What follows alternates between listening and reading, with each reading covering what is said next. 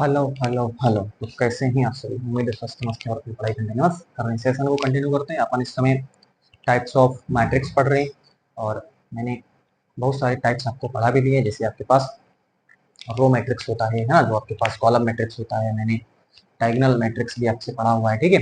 Square matrix भी पढ़ा हुआ है। आइडेंटिटी मैट्रिक्स भी मैंने पढ़ा हुआ, जिसको हम तत्समक अवयव बोलते हैं, है ना। और जो है अदिश मैट्रिक्स भी हमने पढ़ा हुआ है। तो इस तरीके से हमने बहुत सारे मैट्रिक्स के प्रकार पढ़े, बिल्कुल उसका डेप्थ समझा हुआ है। अगर उस सेशन को आप अच्छे से वॉच कर लेते हैं तो सारी बातें आपको वहाँ से बिल्कुल क्लियर हो जाएंगी। आपको किसी प्रकार की कोई प्रॉब्लम फेस करनी नहीं पड़ेगी अगर उसको आप आराम से देख लेते हैं। आज भी एक दो टाइप्स में पढ़ेंगे, उसके बाद में फिर उस क्वेश्चन को सॉल्व करेंगे, उस पर बेस्ड उसके बाद में फिर आगे अपन कंटिन्यू करेंगे, है ना। चलिए बने रहें, आप देखते रहें, वॉच करते रहें, है ना। लगातार कंसिस्टेंसी बनाए रखें, मेहनत करते रहें, है ना। मेहनत से आप कभी भागे नहीं, है ना। इसमें आप लगातार कंटिन्यू रखें। अच्छा, अपन आज कुछ और टाइप्स पे बात कर लेते हैं। मैंने लास्ट में आइडेंटिटी मैट्रिक्स पढ़ लिया था, जिसको हम तत्समक अवयव बोल लिया था, ठीक है ना।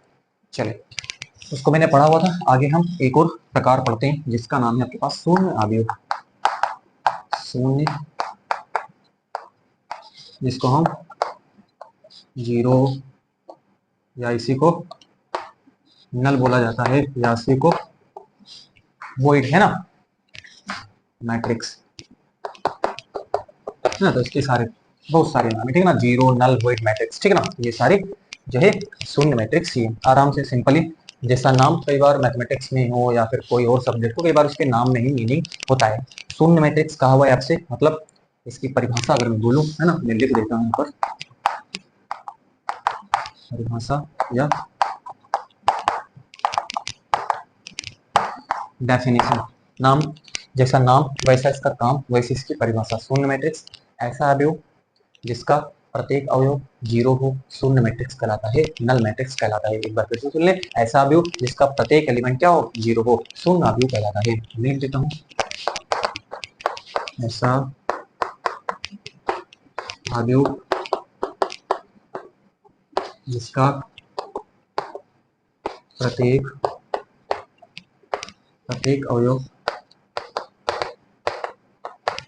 शून्य हो, शून्य शून्य अवयव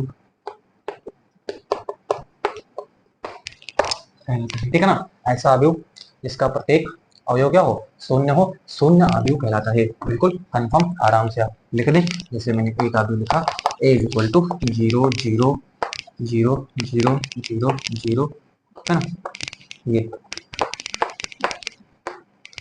एक क्या है आपके पास, शून्य मैट्रिक्स आपको दे रखा है, ठीक है ना। ये क्या दे रखा है, ये आपको एक शून्य मैट्रिक्स दे रखा है, जिसके सभी एलिमेंट जो है वो क्या है, जीरो, है ना। इसके अगर आप कोटि लिखना चाहो, कोटि आपको पता है ना, जिसको हम क्रम बोलते हैं। तो ये थ्री, है ना, आपके पास थ्री क्या है, इसका जो है पंक्ति है ना। और स्तंभ देखोगे, ये आपके पास है, इनको स्तंभ बोलते हैं। Three two four, three two four का ये एक क्या है, शून्य मैट्रिक्स आपको दे रखा है। थ्री टू फोर का शून्य मैट्रिक्स दे रखा है ना।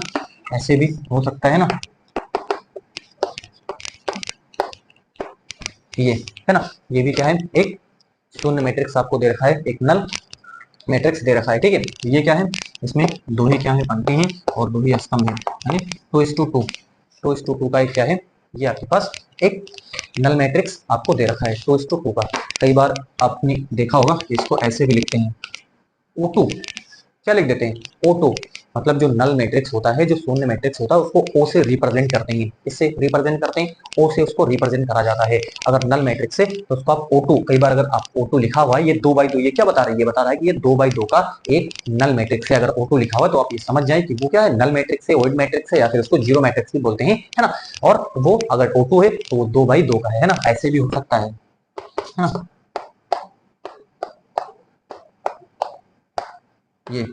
ये क्या है, इसको जरा आप ध्यान से देखें, वन टू थ्री, ये तीन ही यहाँ पर क्या है, तीन ही आपके पास पंक्ति है, और तीन ही आप देखें क्या है, स्तंभ है। थ्री इज टू थ्री, है ना। तो थ्री इज टू थ्री, इसको कई बार आप बुक में देखेंगे तो आपको इस तरीके का ये दिखता है, ओ थ्री। ओ थ्री का मतलब है ये तीन बाई तीन का एक जो है आपके पास एक नल मैट्रिक्स आपको दे रखा है, वो 3x3 का है। उम्मीद है ये डिस्कशन आपको बिल्कुल क्लियर हो गए होंगे। इससे पहले जो मैंने पढ़ा था वो आइडेंटिटी मैट्रिक्स था। क्या था? आइडेंटिटी मैट्रिक्स था, जिसको हमने तत्समक आव्यूह पढ़ा था। वहां पर हमने क्या कहा था कि जो मुख्य विकर्ण होते हैं उसके सारे एलिमेंट वो एक हो, है ना, बाकी जितने भी हो वो सारे क्या होने चाहिए, जीरो होनी चाहिए। उसको हम क्या बोलते हैं, उसी को हम जो है आइडेंटिटी मैट्रिक्स बोलते हैं, है ना। आइडेंटिटी, ध्यान से सुन लेना, आइडेंटिटी। कई बार इसको प्रोनाउंसिएशन में गलती हो जाती है ना, आइडेंटिटी बोल देते हैं ना, या मेरे से भी कई बार मिस्टेक हो जाती है, ठीक है, मैं इसको बोल देता हूँ, है ना, लेकिन ध्यान रखना ये है आइडेंटिटी मैट्रिक्स, है ना, ध्यान से, ठीक है, तो ध्यान से चलें। उम्मीद है कि आपको ये डिस्कशन बिल्कुल क्लियर हो गया, इसमें किसी प्रकार का कोई डाउट नहीं होगा। चलते हैं अपने आगे बिंदु पे अपन डिस्कस करते हैं, है ना। आप इसको नोट करें, फिर अपने अगले बिंदु पे चलते हैं। नोट करें आप इसको।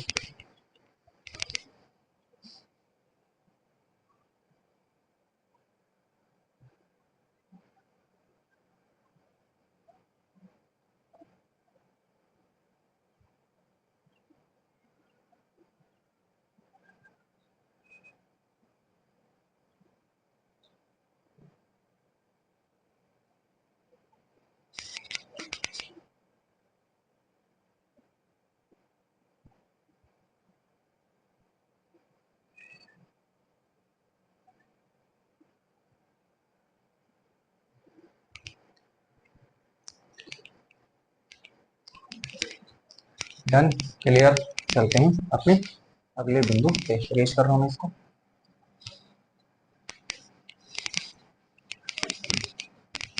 ध्यान से आप देखते रहें, हर पहलू में क्लियर करने की पूरी कोशिश करूंगा ना, अपना पूरा ट्राई करूंगा कि मैं हर पहलू को अच्छे से क्लियर कर पाऊं, है ना। चलो, तो मैंने ये थे आव्यूह के प्रकार जो मैंने डीप डिस्कस आपसे कर दिया। चलिए आगे चलते हैं। आव्यूहों की समानता अगला बिंदु हमारे रहेगा। आव्यूहों की समानता, है ना, इक्वालिटी ऑफ मैट्रिक्स, है ना। चलो, इक्वालिटी ऑफ मैट्रिक्स, आव्यूहों की समानता। देखें, दो आव्यूह में, इसके बारे में थोड़ा सा लिखूं, अगर आपको कोई नॉलेज हो तो आप जरा बताएं ना, फिर इसके बारे में हम लिखते हैं, ठीक है। देखो, आव्यूहों की समानता मतलब दो आव्यूह या दो से ज्यादा आव्यूह समान कब होंगे, ये आपसे यहाँ पर उसी को हम पढ़ने वाले, ठीक है। देखो, दो आव्यूह A is equal to a i j ले लेते हैं, एवं B is equal to b i j, है ना, बी आई जे समान होंगे,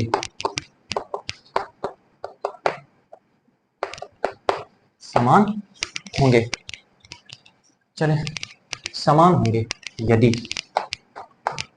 ध्यान से, यदि नंबर वन ए और बी दोनों तुल्य हों, दोनों क्या हो, तुल्य, अर्थात इनकी कोटि समान हो, उनकी कोटि क्या हो, समान हो, यानी जो इस अवयव की कोटि हो वही इस अवयव की कोटि हो। उस केस में हम यहाँ पर, ये पहली शर्त है ना, दो अवयव के समान होने के लिए, दो अवयव के समान होने के लिए एक अवयव आपके पास है A is equal to capital is equal to, जो अवयव होता है उसका रिप्रेजेंटेशन कैसे होता है, जो अवयव का रिप्रेजेंटेशन आप कैसे करते हो, रिप्रेजेंटेशन होता है कैपिटल ए बी सी, कोई भी अल्फाबेट आप ले लीजिए, ठीक है, कैपिटल, और जो एलिमेंट होते हैं उसको हम स्मॉल लेटर से क्या करते हैं, अंदर दिखाते हैं ना। तो ए आई जे जो अंदर है वो एलिमेंट है, ये बी एक अवयव है, उसके अंदर आपके पास एक एलिमेंट रखा हुआ है। तो हमने कहा है ए और बी, है ना, समान होंगे यदि ए और बी दोनों तुल्य हो, तुल्य हो मतलब इनकी, अर्थात इनकी कोटि क्या हो, समान हो। नंबर दो, ये पहली शर्त। दूसरी शर्त, ए का प्रत्येक अवयव, अवयव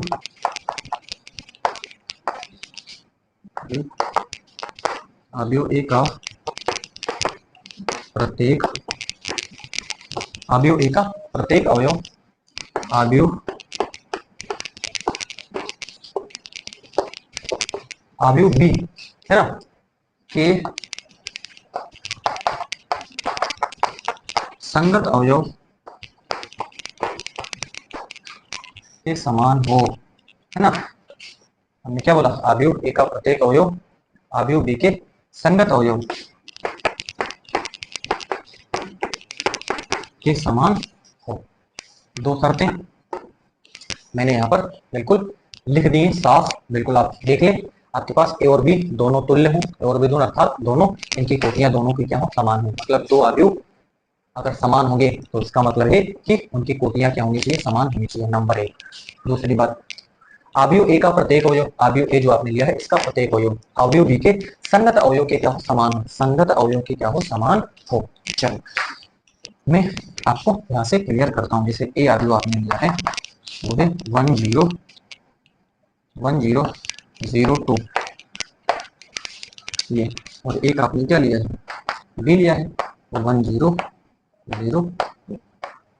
इन दोनों को आप ध्यान से देखें, इनकी कोटि आप बताओ क्या है, 2:2।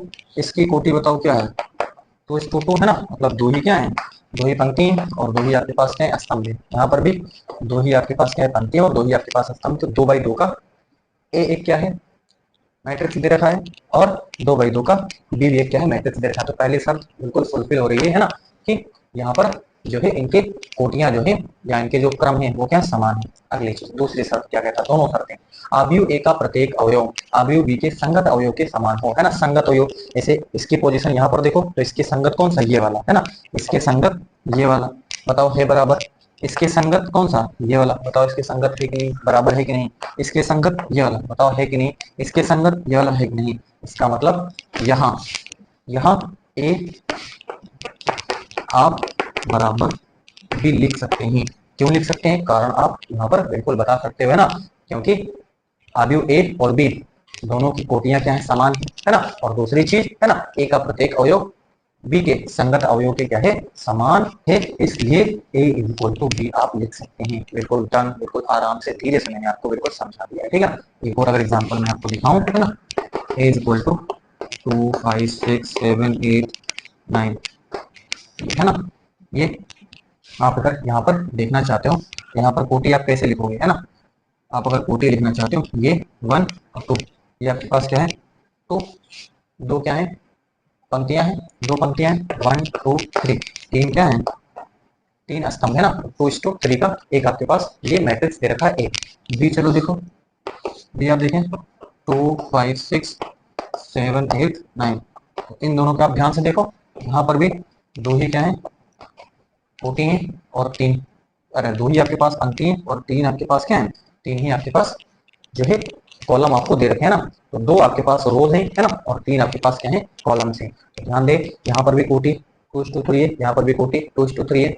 इसका मतलब कोटि बराबर, पहली शर्त कंप्लीट। दूसरी शर्त, ए का प्रत्येक अवयव, तो ए का प्रत्येक अवयव देखो, ए का प्रत्येक अवयव है ना, अवयव बी के संगत अवयव के समान हो, ठीक है। इसके संगत ये वाला 2, इसके संगत ये वाला 5, इसके संगत ये वाला 6, इसके संगत ये वाला 7, इसके संगत ये वाला 8, इसके संगत ये वाला 9, है ना। तो संगत अवयव क्या है, बराबर है। इसका मतलब जो यहाँ पर ए और बी लिखा है उसको आप बिल्कुल क्या लिख सकते हो, ए इज इक्वल टू बी आप लिख सकते हो। डन, कोई दिक्कत होनी नहीं चाहिए, आराम से आप कर सकते हो। इतना कंफर्म हो तो आगे अपन बढ़ जाते हैं, अपन आगे बढ़ते हैं, इतना आप नोट कर लो, है ना। नोट करें फिर अपन आगे बढ़ते हैं।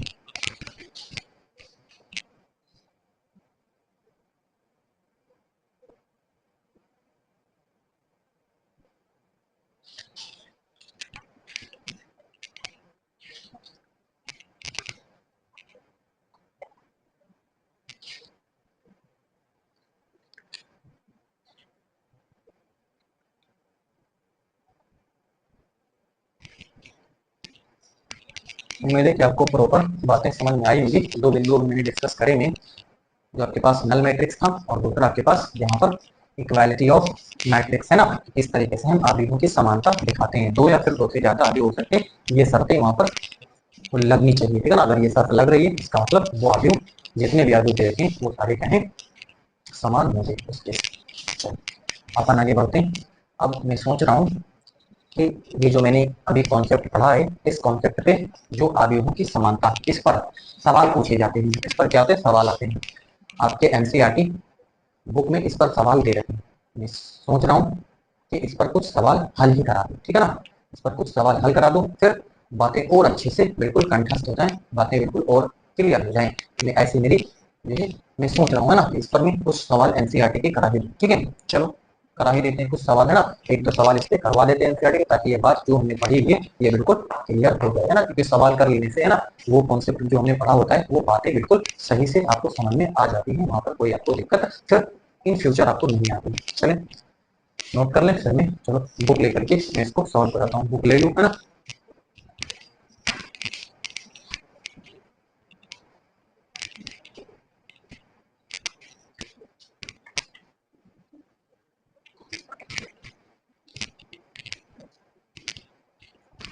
इरेज कर रहा हूँ मैं इसको, है ना।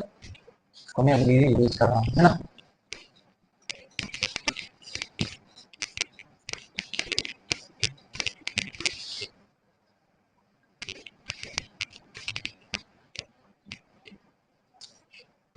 एनसीईआरटी क्वेश्चन नंबर 6 आप देखेंगे।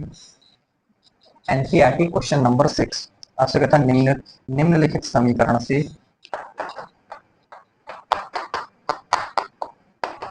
निम्नलिखित समीकरण से एक्स वाई तथा जेड के मान ज्ञात कीजिए। एक्स वाई तथा जेड के मान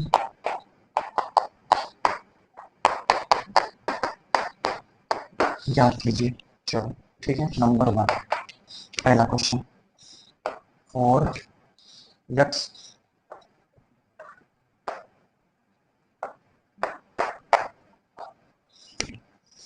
इक्वल टू एक्स जेड 1 5, है ना। NCERT question number 6 4x 3 5 is equal to, ये आपके पास y1 है, y है ना, y1 और z5। ये पहला क्वेश्चन आपको दे रखा है। बिल्कुल पप्पू टाइप क्वेश्चन है, बिल्कुल पप्पू टाइप क्वेश्चन है जो आपने पढ़ा हुआ है। अभी क्या पढ़ा हुआ है आपने, आपने जो आव्यूहों की समानता पढ़ी है, बस उसी पर बेस्ड बिल्कुल ये सवाल है ना। अगर वहां पर उसको आपको अच्छे से जहन में आपके माइंड में हो सके तो इसको आप बड़े आराम से कर ले जाओगे। बिल्कुल हमने कहा पप्पू जैसा क्वेश्चन आपके पास दे रखा है। यहाँ पर एक बात, अगर आपसे कह दिया जाए कि दो आव्यूह समान है, आपसे कह ही दिए कि ये दोनों आव्यूह और बीच में लगा भी हो, इसका मतलब ये दोनों दो आव्यूह है, है ना। ये वाला ये दोनों आव्यूह समान है। और अगर आपसे आव्यूह कह दिया जाए कि समान है तो उनके संगत अवयव भी क्या होते हैं, समान होते हैं। एक बात फिर से सुन ले, अगर आपसे कहा जाए कि दो आव्यूह ये क्या है, समान है, इसका मतलब उनके संगत अवयव भी क्या होते हैं, समान होते हैं, है ना। और आप देखोगे अगर समान दिखाएगा तो उसकी कोटि भी बराबर ही होगी। उसकी कोटि क्या होगी, उसकी कोटि बराबर ही होगी। और संगत अवयव समान आपके पास लेने होंगे। अगर आपसे समान वो कहा हुआ है तो कोटि अगर आप देखना चाहते हो तो कोटि आप देख लो, 2/2 की कोटि, यहाँ पर भी 2/2 की कोटि। अगर ये समान है तो कोटि बराबर ही होनी चाहिए और संगत अवयव क्या होनी चाहिए, बराबर होने चाहिए। ये समान है। चलो क्या करेंगे, यहाँ पर आपको सिंपली देखना है संगत अवयव। संगत अवयव प्लेस देखो, y का प्लेस ये वाला, है ना, z का प्लेस ये वाला, ध्यान से, और x का प्लेस ये वाला। बताओ मजा आया कि नहीं है, कितने आराम से आपने हल कर लिया। आपका आंसर आ चुका है, आपका आंसर आ चुका है ना। क्योंकि दोनों आव्यूह क्या है, समान है। अब जो यहाँ थोड़ा सा लिख देते हैं, क्योंकि दोनों आव्यूह क्योंकि दोनों आव्यूह क्या है, समान है, अतः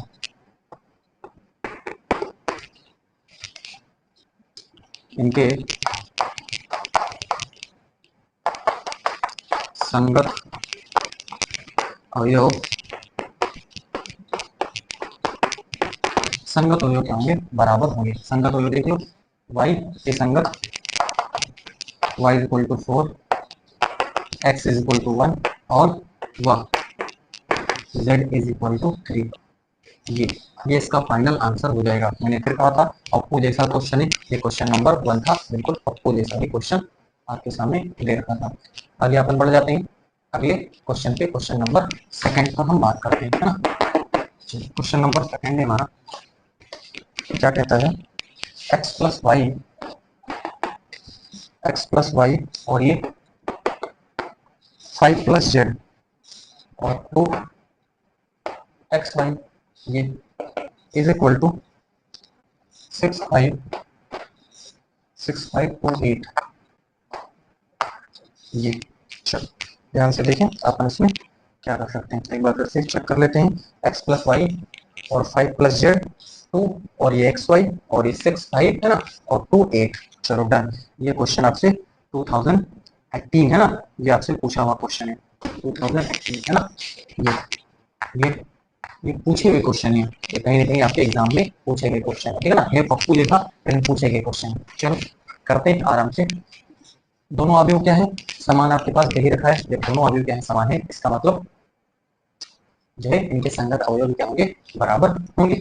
सिंपली आराम से आप लिखिए x plus y is equal to 6 है ना, और ये 5 इसको नंबर, और ये x minus y is equal to number 1 है ना, संगत अवयव है ना। ये देखो इसके संगत ये वाला है और इसके संगत ये वाला है, ठीक है ना। ध्यान देना x प्लस वाई के संगत 6 है और एक्स वाई के संगत क्या है, एक्स वाई के संगत 8 है ना। ध्यान देना एक्स वाई के संगत 8 है और ये 5 प्लस जेड के संगत क्या है 5 है ना, इसको नंबर 2 बोल दिया है ना। चलो इसको हल ही कर लेते हैं ना।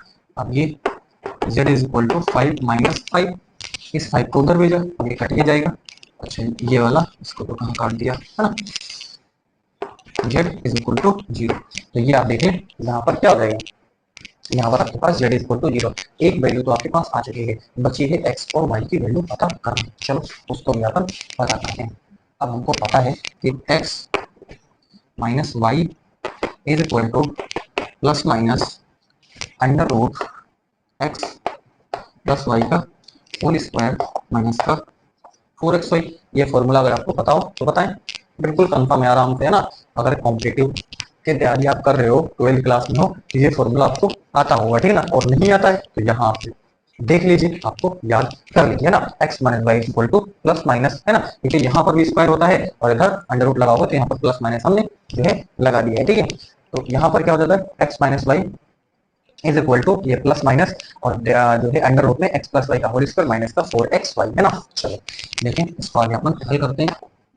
X minus y is equal to plus minus, यहाँ देखें एक्स प्लस वाई कितना है 6 है, ठीक है। X plus y is equal to 6 का स्क्वायर माइनस का 4 इंटू एक्स वाई कितना है, एक्स वाई आपके पास 8 दे रखा है, ठीक है। X minus y is equal to plus minus ये आपके पास 36 माइनस ये हमारे पास कितना हो जाएगा 32 हो जाएगा। उम्मीद है कि आपको अभी तक बिल्कुल क्लियर होगा। मैं इसको इरेज करता हूँ इस साइड।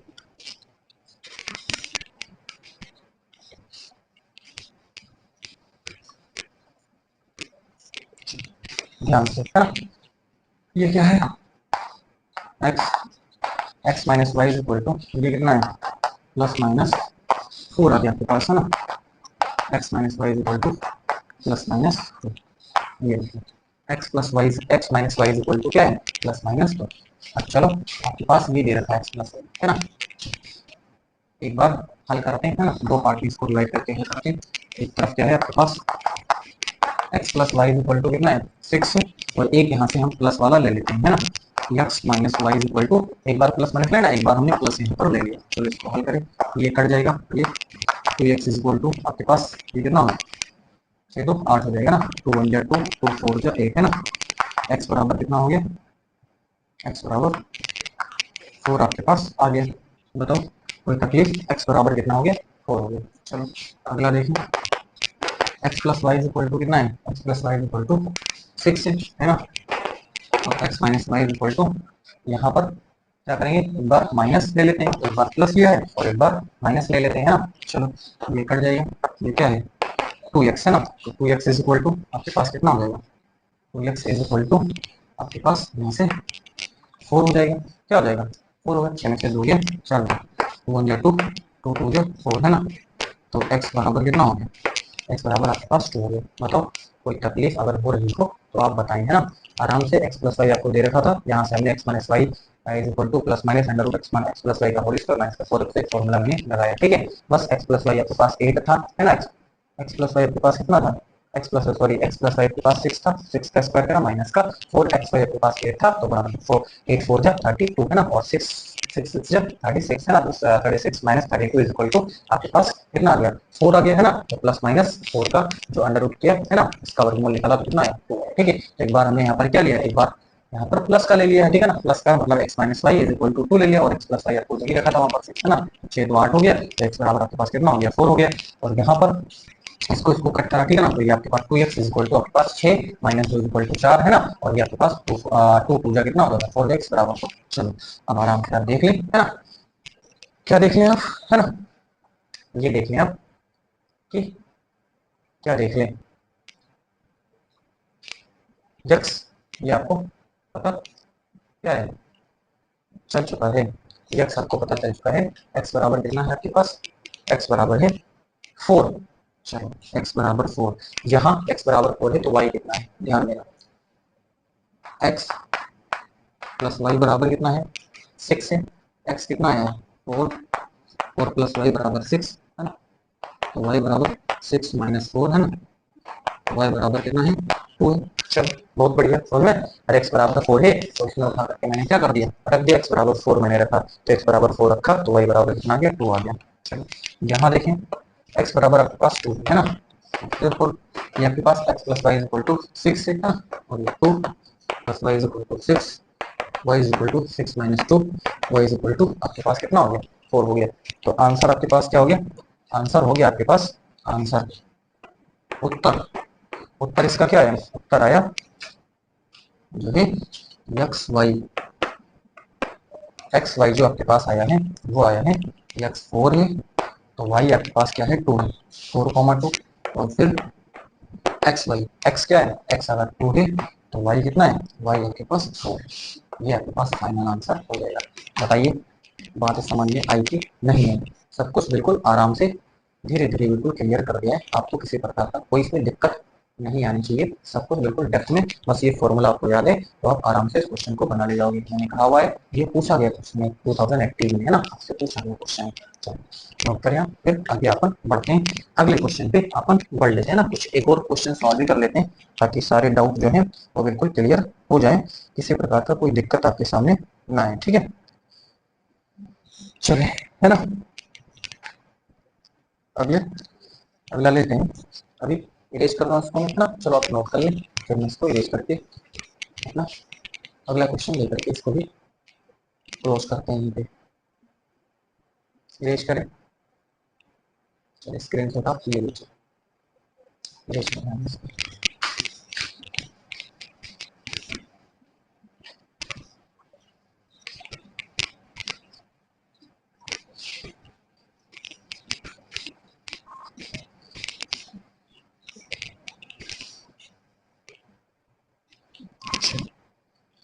अगला है क्वेश्चन आपके पास नंबर 3, 3 क्वेश्चन है इसमें, x plus y plus z और x प्लस जेड, और ये आपके पास y plus z is equal to 9 5 7,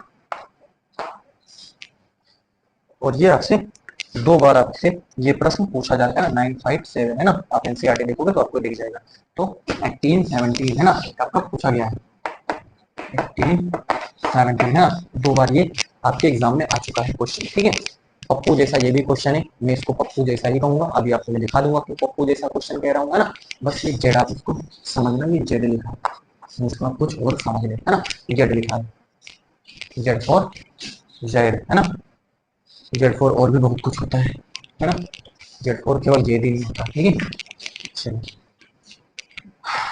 देखें फिर क्या करें, पप्पू जैसा क्यों मैं इसको कह रहा हूँ, दोनों अवयव क्या है समान है, अब दोनों अवयव समान है, आप अगर मैंने सारी शर्तें आपको दिमाग में चली जाए, अगर आप भी समान इसका मतलब उसकी कोटियां क्या है बराबर है, कोटि बराबर, और कोटि बराबर संगत अवयव भी क्या है उनके बराबर ही होंगे है ना। चलिए देख लो कोटि बताओ इसकी, अच्छा आपसे पूछता मैं कोटि बताओ इसकी, 1 2 3, 3 क्या है इसके आपके पास पंक्तियां हैं, तो 3 पंक्तियां हैं, स्तंभ कितने, स्तंभ एक ही, तो 3:1, यहाँ पर बताओ 1 2 3, इसको मत समझना ये जोड़ करके ये पूरा एक पद है, नहीं कुछ और समझ लो पूरा, नहीं तो कर दो ये 1 2 3, 3 यहाँ पर जो है ये अलग अलग लिखा हुआ है, अलग अलग हुआ है ना, ये पूरा क्या है आपके पास एक ही जो है वो पंक्ति आपको दे रखी है, ठीक है। ये ये पंक्ति है ना, ये कितनी है, आप पंक्ति देखो, पंक्ति 3 है, 1 2 3, तो 3 आपके पास पंक्ति है ना, और ये एक ही आपके पास क्या है स्तंभ, एक ही स्तंभ। नहीं सोचो कि ये एक है ना, दिमाग लगाओ इसमें, कुछ और बुद्धि लगाओ इसमें, ठीक है ना, कुछ बुद्धि और लगाने की जरूरत नहीं है, ठीक है। ये एक ही पूरा है पद, ये पूरा एक ही है, जोड़ जो है ना, दोनों को जोड़ करके बोला जा रहा है, ये अलग अलग नहीं है। नहीं सोचो दिमाग लगाओ इसमें कुछ और कर दो, ये आपके पास एक ही है, ये क्या है, ये केवल एक ही है, मतलब एक ही स्तंभ आपके पास दे रखा है, 3 पंक्तियां हैं और एक आपके पास स्तंभ। तो देख लो दोनों तरफ कोटियां क्या है, बिल्कुल बराबर है, बिल्कुल देख रही सब लगेंगे है ना, अगर अभी समान है इसका मतलब कोटियां बराबर होंगी, संगत अवयव भी क्या होंगे, बराबर होंगे। बस सिंपली आप तुलना करवा दो है ना, तो x plus y plus z is equal to 9, number 1, x plus z is equal to 5, number 2, और ये y plus z is equal to 7 है ना, नंबर 3। अब आराम से देख ले समीकरण 1 व 2 से, 1 व 2 से x प्लस जेड के प्लेस पे क्या भर दें आप, 5, x प्लस जेड के प्लेस पे क्या भर दें, देखो x plus y plus z, x plus y plus z is equal to 9, इसको इसे लिखें x प्लस जेड है ना plus y is equal to 9। x plus z क्यों लिखा, क्योंकि ये आपको दे रखा था, ये क्या है आपके पास 5 दे रखा है, यानी ये जो आपके पास है इसके बराबर क्या 5 plus y is equal to 9 है ना, तो y is equal to 9 minus 5 है ना, y is equal to 4, y is equal to आपके पास कितना आ गया 4 आ गया। चलो समीकरण और देखें आप, 1 और 3, 1 व समीकरण 1 व 3 से क्या हो जाएगा, 1 व 3 से आप देखोगे x plus y plus z is equal to 9 है ना, और ये y plus z is equal to ये 7 दे रखा है। चले y प्लस जेड, अब ध्यान से आप देखें है ना, ये y plus z is equal to 7 दे रखा है। चलो अब आप सीधे सीधे क्या कर रहे हैं, y plus z is equal to 7 दे रखा है, तो x plus y plus z, ये देखो y प्लस जेड क्या है, y प्लस जेड आपके पास 7 दे रखा है, तो ये 7 इज इक्वल टू 9 है ना, x बराबर 9 माइनस 7, x बराबर आपके पास कितना हो जाएगा है ना। ध्यान से देखें क्या है आपके पास y plus z, y plus z is equal to 7, तो y plus z is equal to 7 लिख दिया, ठीक है ना, तो 9 माइनस 7 इज इक्वल टू 4, ये हो गया। चलें अब आपके पास क्या बचा, जेड आपको पता करना है, ठीक है, तो समीकरण 1 से है ना, 1 से क्या हो जाएगा, देखें यक्स आपके पास क्या दे रखा है, यक्स आया है 2, वाई आया है आपके पास 4, ये देखो वाई आया है कितना, वाई आया है 4 है ना, plus z is equal to आपके पास 9, ठीक है ना, और जेड इज इक्वल टू 9 है ना, z is equal to 9 minus 6, और जेड इज इक्वल टू ये कितना हो जाएगा आपके पास 3 हो जाएगा है ना। अतः x is equal to 2, y is equal to 4 और z इज इक्वल टू 3। बताएं, क्लियर, डन, आराम से आपने कर लिया होगा। इस क्वेश्चन को मैंने कंप्लीट सॉल्व करा दिया, मेरे आपको प्रॉपर समझ में आ गया भी होगा है ना, इसमें आपको किसी प्रकार का अभी तक कोई प्रॉब्लम फेस करनी नहीं पड़ी होगी है ना। चलिए आगे अपन कॉन्सेप्ट पर बात करते हैं है ना, चलिए आप इसको नोट करें।